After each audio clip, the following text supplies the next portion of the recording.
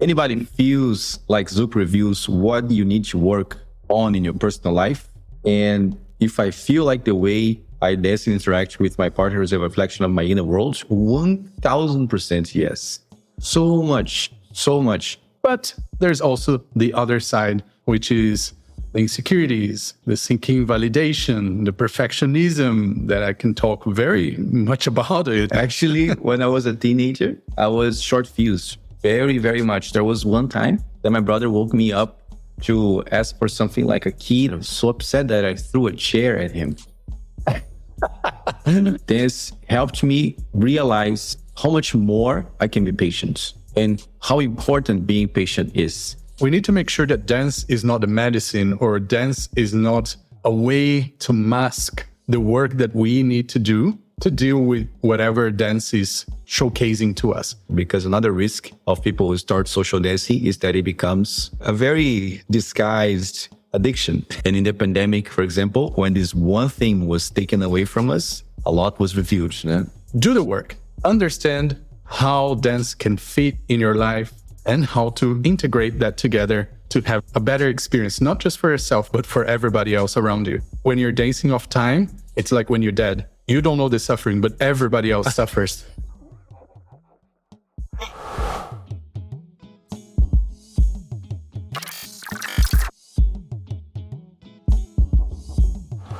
Hello, everybody, and welcome back to another episode. My name is Alisson Sanji, and here we have together once again our beautiful co-host, Gui Prada. Hello, everybody. Welcome back to Alisson's beautiful. That's right. We're here in Taiwan, and we happen to be here at the same time for months. Yes. And we are here, and we thought, why not do something different, an experiment, where in this season, we are going to be looking and reading the questions in the group and sharing our experiences and our notes, almost as if this was a 101 Q&A in person. So what's the question of this episode, Kay?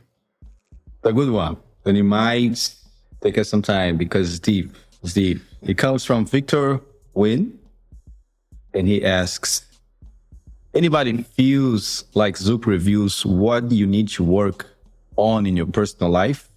Do you feel like the way you dance and interact with your partner is a reflection of your inner world? Dear. Oh boy. Oh.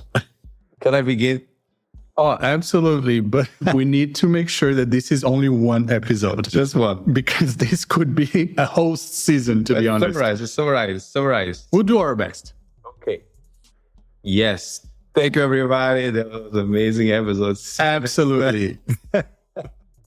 No, look, in all seriousness, I think not only Brazilian Zouk, it's more partner dancing in general, because we come from a background of learning several partner dances, Brazilian Zouk being one of them. And it does reveal stuff to work on in your personal life. I know that for some people, this is really out there, really obvious. They can notice right away. For me, it was more like a backdoor process, an indirect process. It was not something that I realized I needed to work on, but improvements that brought to my personal life that I only realized they were coming because of the experience social dancing, mostly because of the experience of the environment of social dancing, the environment in which it occurred. And if I feel like the way I dance and interact with my partner is a reflection of my inner world, 1000% yes. So much. The way in which I interact with my partner while social dancing is an enormous reflection of my inner world, because there is a direct relationship between how I am internally, emotionally, and how my social dancing is like, and how my connection with my partner is like. A couple months ago, I was in a phase that every dance was bliss. Every dance was blissful. I was in like celebration of life. Everything was amazing. Every song was incredible. I was so happy all the time because my inner world was in a place of joy, of bliss. So the dance then just became an extension of my internal being. So I want to start here, just like that. Very simple. Yeah. Then you go. Look, I think it's important to also emphasize that we're talking in all aspects, the whole spectrum, from the worst parts to the best parts. Indeed. Okay. Like there are things that we as dancers and as teachers, we recognize and we can connect with that are very, very positive. So people who are more touchy or people who are more empathetic and caring for each other. Those are beautiful things that I think we want to celebrate and keep in our dancing.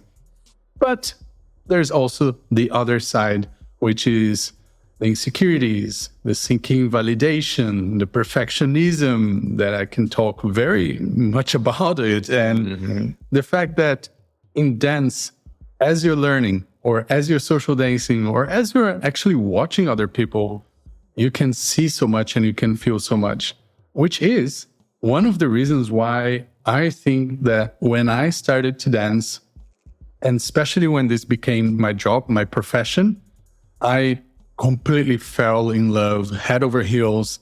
I really felt like I would never leave this thing because the social and human interaction for me, I ended up discovering that it was a huge part of me, huge part of my curiousness, huge part of how I live. Like I'm one of those weird people that like to go to a restaurant or a food court and just sit by myself with no distractions and eat or drink something and just watch people. People watching, that's how we call. We have bird watching, we have, people watching. Hopefully not in a creepy way. I try to, it's just to see how people walk around. I like to watch people posture. I like to see how people walk. I like to see sometimes how they interact with each other, like in the mall, in the food court, how they interact with the people who is serving them, with the cashier and stuff. Yeah, I understand. Yeah, so I've actually had this thought with friends.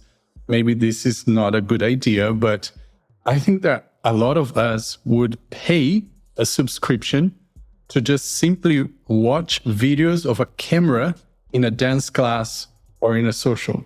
To literally be home and just watching people how they react, how they express with the surroundings. When the teacher says something, or when the DJ plays something, or when somebody enters the room or exits the room, I think it's so fascinating.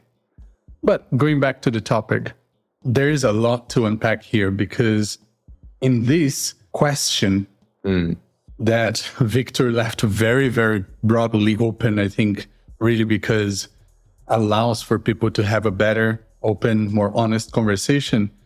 We can go into all of those things that I mentioned, but also we can go into how this affects our learning, how this affects our progression, and also how does that affect how we see our progression itself.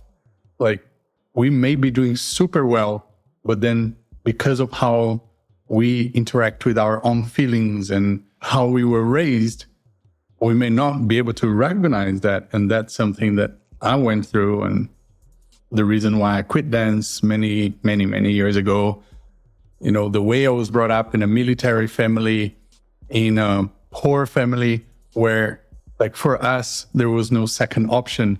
For us, there is no second way. You either do it perfect or you just don't have a chance to be somebody or to do something with your life. It wasn't until many years ago that I learned to reconnect with myself, with what I want, with what I feel. That's really when I started enjoying my dancing. For about 10 years, dance for me was an activity, was a task to be done. And then nowadays, for me, dancing is just basically me. It's listening to me, listening to my partner, and creating a moment in that moment. And like we said in the previous episode, being present enough to recognize that anything and everything that comes into play can be positive and can be used in that interaction between me, my partner, and the music. Yeah. This aspect of things that the dance, Brazilian Zouk, in our case here, we are ZoukNerds, things that dance shows us to work on in our personal lives. Like I was saying before when I presented the question, for me, it was the reversed order in the sense that being in the environment, being in the social floor or learning how to dance worked on a lot of aspects of my personal life that I only realized later. When I think then more related to what the question is asking, things that the dance shows me to work on, I was thinking on aspects of patience. Yeah, like dance helped me realize how much more I can be patient and how important being patient is. This aspect of waiting and seeing, observation, presence, the aspect of presence, huge lesson that I learned from the dance, but not that the dance showed me that I needed. It was something interesting. Maybe I need it, but I didn't realize I needed it. I realized I was having more presence over time. And then thinking about how did I get to this point? And then noticing that the dance was a huge aspect of it. That's my question. So you're not naturally a Buddha person from the very beginning? Not at all. Not at all. When I was a teenager. That's a surprise. Yes. Because I thought he was just born Buddha. I was not born Buddha at all. Actually, when I was a teenager, I was short fused. Very, very much. There was one time that my brother woke me up to ask for something like a key that he couldn't find. And I was so upset that I threw a chair at him. I cannot imagine that. I got a plastic chair that I threw at him. And there was one other occasion, for example, that I threw like our keychain had like 65 keys, was this heavy, bulky thing. And I threw the key to his head. And then if he didn't dodge, probably he would be at the hospital, you know? So I had patience. Okay. I realized over time. Thank the Lord for dance. Yes. I realized after all this time, I have all this patience. And I was like, how did I get from like throwing chairs at people to sitting quietly, waiting, you know? It was being on the floor. It was being at the dance studio and all these things. And there's this other thing too, that dance to this day reviews that I need to work on in my personal life, which is the aspect of insecurity, of shyness. You know, in Brazilian Zouk, I feel much more confident. But when I go to a tango social, for example, I go long periods of time without going to a tango social. But when I go, for me to stand up and dance, or for me to do the cabeceio, to look at somebody and nod my head so we can meet on the floor, 2 hours of the social go by. And then I realized I really need to work on this thing. I'm still highly insecure. I'm still super shy.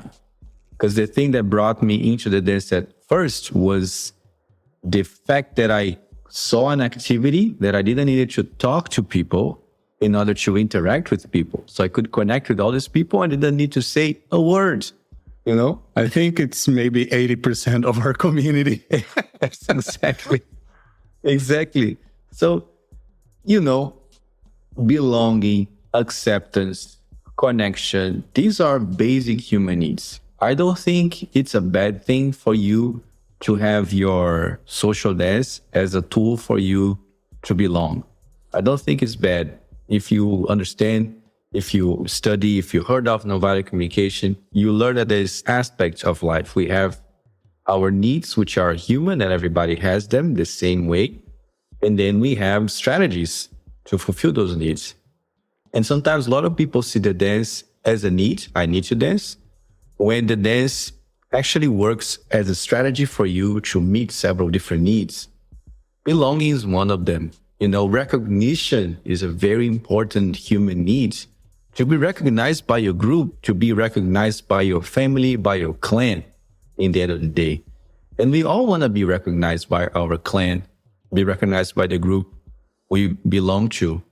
Sometimes, though, in order to achieve that recognition that we desire, in order to meet that need, sometimes we make too much effort, or we take the dance to a place that is not necessarily good for you or for the person you're dancing with, because you think that that's the way you're going to achieve that recognition or get that belonging. So then the dance might show you that sometimes you are trying really hard, or that you have this deep desire to belong somewhere. We get a lot of students that are basically alone at home. If they're not at work, or if they're not on the social at the class, they are completely alone.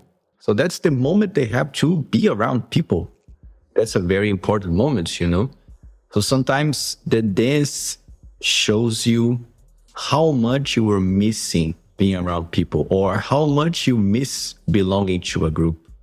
Yeah, and that can be a cue for you to maybe look up other opportunities to be around people, not only social dancing, for example, because another risk of people who start social dancing is that it becomes a very disguised addiction. You don't realize how much money, how much time you put into this thing, but you're putting all of your, how do I say, all of your coins, all of your resources into this one thing, you know, and then sometimes you can see that you are putting too much effort into this one thing. And in the pandemic, for example, when this one thing was taken away from us, a lot was revealed. Yeah, yeah, if you want to find out if maybe you're addicted, think about when you're buying shoes, when you're buying clothes, when you're booking your holidays. Are you always thinking, can I dance with this? Is there any dancing in that city? Does this work for my dancing? Does this clothes, is it going to stay in place, or is this going to move around while I'm dancing? Exactly. Or when you have some free time, are you looking at your friends and see who is going to be available to hang out and go to the movies? Or are you checking if there's a social available on that Friday or on that Saturday? Well, you know, like, we don't shame, we don't blame anybody here. We're just giving you some hints to find out if you are in the positively addicted spectrum, okay? So, yeah. I think we can also talk about the phases. So Victor shared that there are some phases that he went through in this journey of dance. Oh, yeah, that's true. So at first he said that he was fixated on dancing Zouk the right way. So all about technique. And then the next phase became the fake spiritual phase, as he calls. He embraced the idea of dancing without judgment, but ironically, he found himself judging others who didn't seem to dance with the right intention. So much about that. And then after that, he said that he felt out of Zouk. He realized he had been dancing Zouk as a way to seek acceptance and a sense of belonging. But no amount of improvement in his dancing could solve that internal struggle. But then once I think it comes to the thing that we were talking about, that belonging and acceptance, totally fine, totally natural. The thing is that when that's become so much of your focus, right? Exactly. On that note, then he said he entered a relationship and no longer needed Zouk to fill up that emotional gap. See? So there was something there. There was something there, and then he found. But now he's in a new phase where he's learning to love Zouk again, and he's focusing on enjoying the dance, not from a place of need, but from a place of joy. Very cool. That's very interesting. Yeah. The place of joy, I can identify myself. I can resonate a lot with the place of joy because it was at first on the surface what was pulling me in. The joy that I extracted from it. And then over time realizing there is a joy of being able to develop a new skill that allows me to listen to music, express myself through that song with movement, communicate with someone else, physically connect with someone else, and with that person create this whole thing in this environment where everybody else is doing the same. And name doesn't matter. Profession doesn't matter. Background doesn't matter. Yeah. So there's all these things. So I can really resonate with this place of joy, which was a place that held strong in my heart for a long time. And it still does, I think. And I think this is a good summary to conclude this episode, where, yes, dance shows and reveals a lot about ourselves. Yeah. But we need to make sure that dance is not the medicine, or dance is not a way to mask the work that we need to do to deal with whatever dance is showcasing to us. You know, the typical thing of like, well, I am this way, everybody else has to deal with it. No, that, you know, like once you realize you have something, then work with it and understand how that suits your life or how that doesn't. And what Victor has shared here and both of us have shared here is that do the work, you know, understand how dance can fit in your life in whatever capacity that is, and have a happy moment understanding how to integrate that together to have a better experience, not just for yourself, but for everybody else around you. Because it's kind of like that meme that says, when you're dancing off time, it's like when you're dead. You don't know the suffering, but everybody else suffers. I don't know if you guys have seen this meme. I think I've seen this. Yeah, that's true. You know, so let's not make everybody else suffer. Let's do the work ourselves. Indeed. I think there is one thing that was said to me one time by, it was a student, I don't know, it was a long time ago. And then she said, I know this is not therapy, but this is very therapeutical. Absolutely. I think that's a very important distinction here. Yeah, it's really cool because going to what Victor was saying, when dance is seen as this therapeutical tool mechanism, it does have the power of showcasing something in your life that you realize, oh, I need to work on this thing. And then dance sometimes is the messenger. The dance is something that is coming to tell you about something that was hidden deep inside. And then you go ahead and you can find other tools to work on this message that the dance brought to you. You know, so I have most of my adult life, I have had therapy. And I realized that several aspects of what I bring in therapy came from dancing. One example, Jack and Jill. That's another episode. That's another episode. So it's another episode. But after the Jack and Jill I did in Australia in last year, 2024, I was a Brazuki, or maybe the year before. I think it was the year before. The year before. That was the before last time that I did Jack and Jill. After the Jack and Jill, so much came out that emergency appointment with my therapist the next day to talk about, you know. So it was the messenger. I took the message. Let's work on this. So I think it's something really interesting that Addison just said, something to be taken into account. If dance reveals something that you need work on your personal life, journal about it, talk to someone about it, talk to your therapist about it. Do the work. Do the work, because it can be truly, truly, truly magical, truly helpful. And sometimes if you don't work on it, it can also be the reason why you stop dancing, you leave dancing, or you feel pushed away from dancing. And that's not something that we want. Yes, exactly. Right? So thank you so much for being here for another episode. And we will be seeing you on the next one with another question from you guys. Thank you, thank you. Beijos, beijos. Abraços. Tchau. Obrigado por gozaimasu.